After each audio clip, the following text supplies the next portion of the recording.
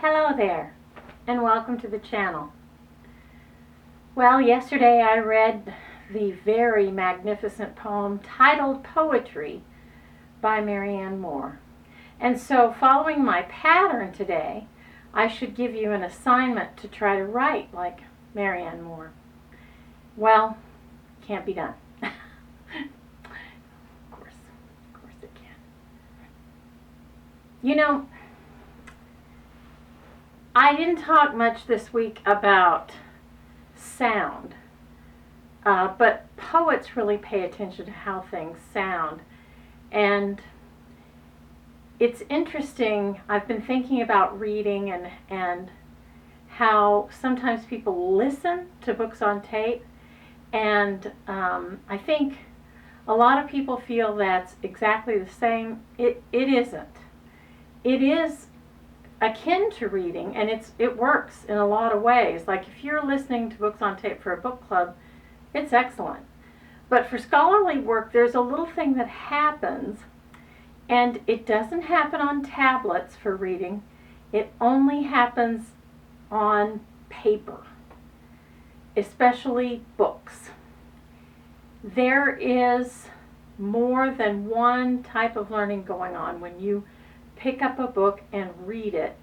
Hold it in your hands, read it with your eyes, and read it with your mind.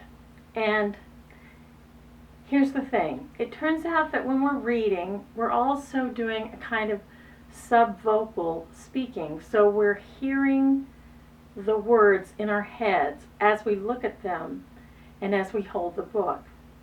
And it turns out that for scholarly purposes, that's the most potent form of reading, because it creates really an almost triple pathway into your mind to think about the work. Now, poets have a different problem in that, generally speaking, most poets write shorter forms which are easier to remember and are more dedicated to being heard than to being seen and read. In fact, in the early days of theater, like during the time of Shakespeare, you wouldn't say we're going to go see a play, you would say we're going to go hear a play.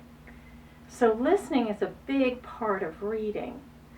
And for that reason, I think it's fine for a student to say, I'm going to listen to the book on tape. But I always want them to know that it won't be quite as strong an experience as it would be reading it.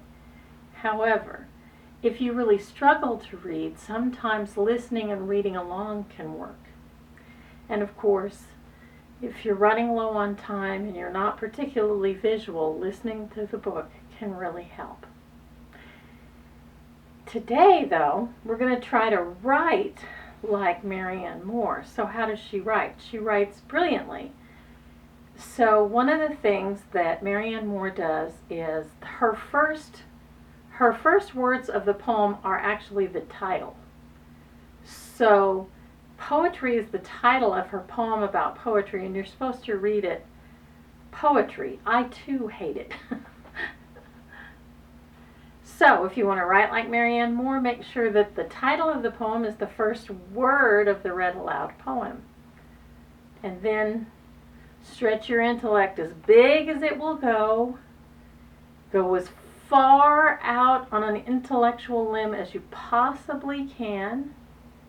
And when you start hearing a little cracking noise, start writing. And then you'll be writing like Marianne Moore. I strongly suggest picking up a copy of her work. It's worth every penny you might have to pay for it. My copy is so faded, you can't even read the title on the spine anymore. It's that old. So, what I've decided to do, rather than just giving you the instruction, is I'm going to read you my attempt at writing like Marianne Moore. And I think I may start doing that more in the future. We'll see. We'll give it a try today and see how it goes.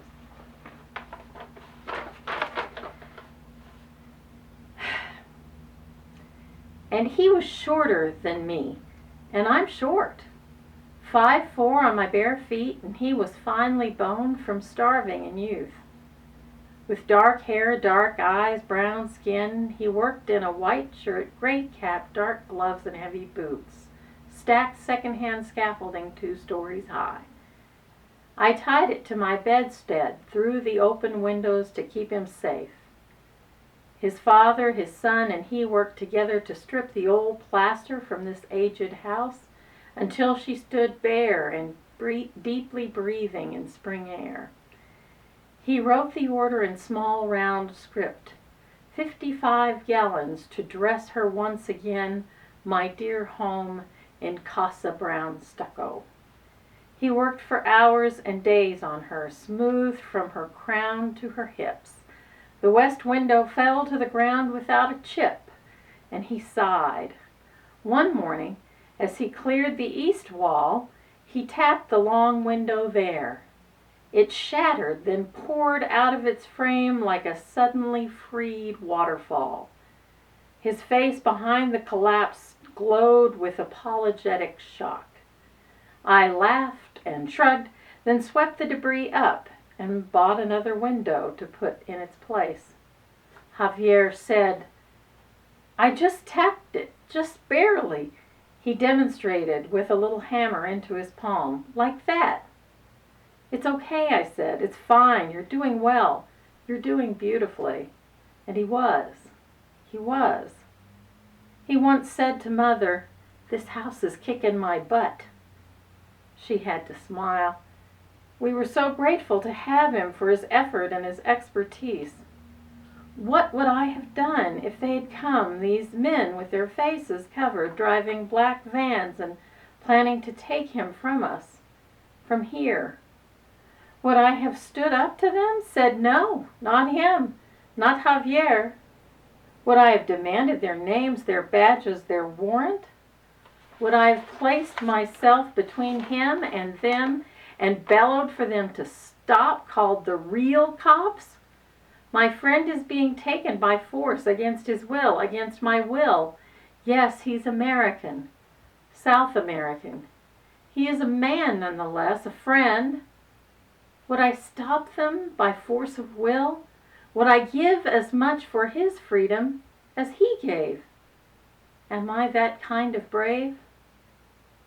I would hope so, yet I can't be sure what I would do for him or for you, America. That's it for today. I hope you have a glorious rest of the day, and I hope you see me soon, you gorgeous people.